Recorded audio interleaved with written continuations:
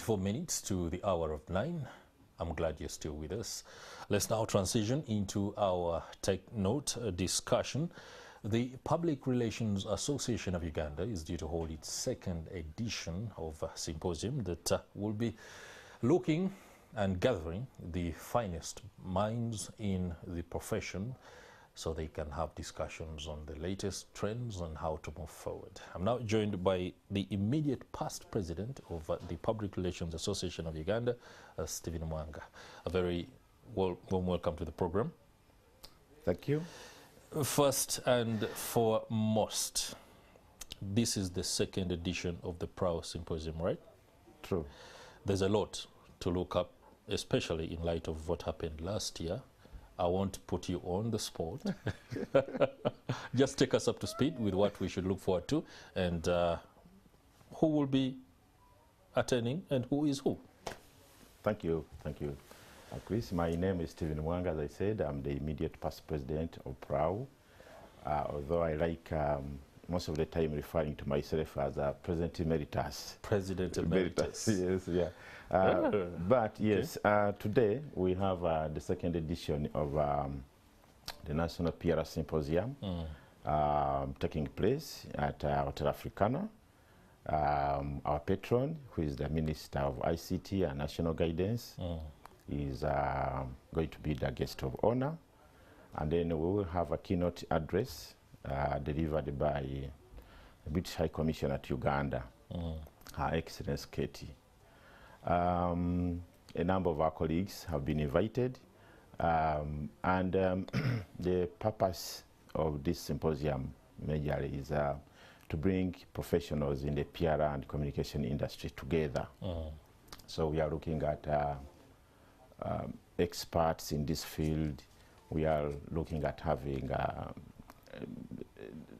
lecturers, people who are in the academic field teaching journalism and communication and PR, and also looking at students, the young people, because the young people will take over these professions at some point. So we bring the young people on board as well. Okay. Yes. What are do we have position papers that will be delivered, and what is the thrust of the discussions that we shall be looking out for? Yeah, the symposium has been structured in such a way that we will have, of course, the opening remarks by the minister, who is also our patron, and the keynote address. Thereafter, we'll descend into our panel discussions. A number of very rich topics have been lined up for our colleagues to share information, to share skills, to share ideas, and to network. Yes, sir. Okay. I always love to ask public relations practitioners, what are the pain points in the profession, especially when it comes to strategic level decision making? Many times when disaster or bad publicity occurs, usually you see people running up and down, and then the PR professionals are crafted in. But in my understanding and background of journalism, basically tells me that public relations must not be something we see at the end of things. For example, when crises are struck, it should be some strategic impetus that is adopted into decision-making processes right from the beginning. Do you intend to hammer this down at this symposium, especially to stakeholders that will be coming through? Thank you, thank you. You see, the theme of today's symposium is the critical role of PR in driving organizational performance. Now, there is a big debate. Yesterday I was meeting, I was involved in a training of some board members, and I was telling them that the biggest debate in the PR industry today is to see how we can see PR professionals in the boardroom. And that's a big debate, and that is our biggest struggle. Why? Because you see, as you said, the PR professional in an organization is usually the eye and ear.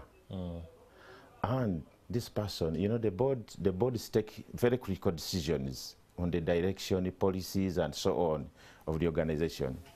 And it's only wise and courteous that you have a PR professional involved in those meetings, so they can then ably and effectively deliver the messages from the boardroom to the publics of the organization. Yeah. Okay. And of course, you know, when you speak from money from the position, you speak with empowerment. You know how decisions were taken, what drove the board to a certain direction to take a certain decision.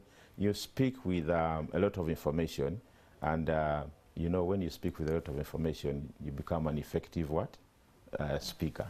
Yes. And a communicator. And which the communicator, is yes. The so crust exactly of the profession in itself. And our appeal to bodies, wherever they are, is to really allow the PR professionals to participate in these meetings, these planning meetings.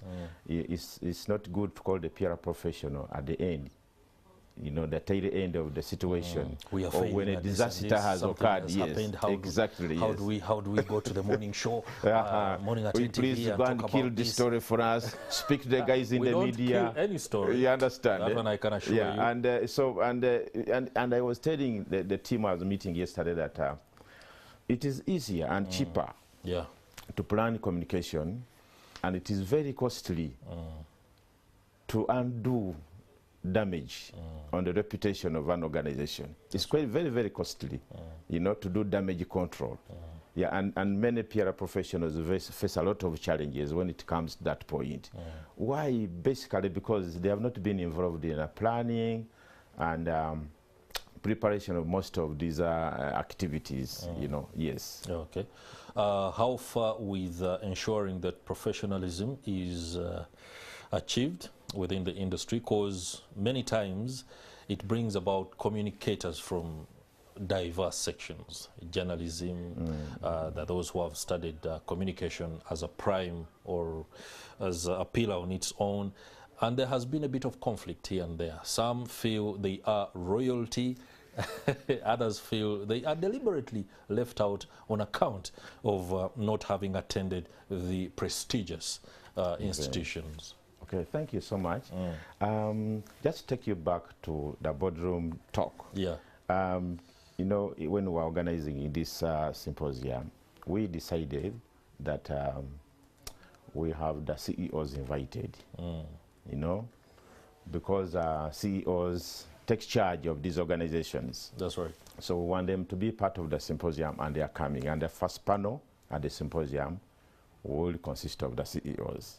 Now, going back to what you're asking, professionalizing the PR industry. Yes, of course, this has been also debate. But what we are doing as PRAU, of course, our motto is to promote PR excellence in the country. But what we are doing is to, first of all, ensure that PRAU achieves statutory recognition. You know, we want to have a PRAU, or a PR association, that is statutory or created by an act of parliament. That's right. And we are working on a bill, and the bill spells out who is supposed to be a PR professional, who is supposed to be called a PR practitioner in the country. Of course, we are working with stakeholders. We have met our colleagues in the GCOF. We have met some CEOs. We have met our colleagues in the education sector, universities and so on. We planning to meet other stakeholders, bring them on board, so that this becomes a holistic law that protects this area called public relations. Okay.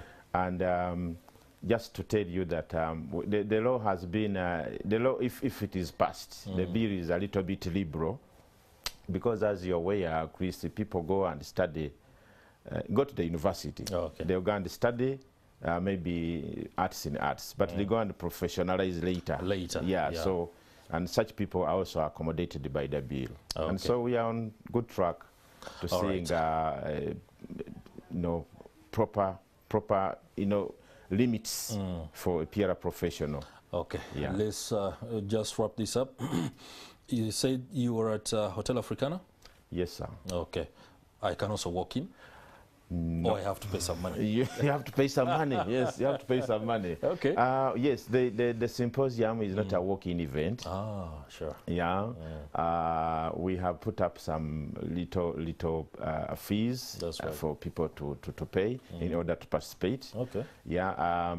PRAU members are paying 150,000, non-PRAU members are paying 200K, and we have tried to subsidize for our students. They are paying only 70,000 shillings. And I would like to thank some of our partners quickly who paid. They paid for some students, about 40 of them. Oh, wow.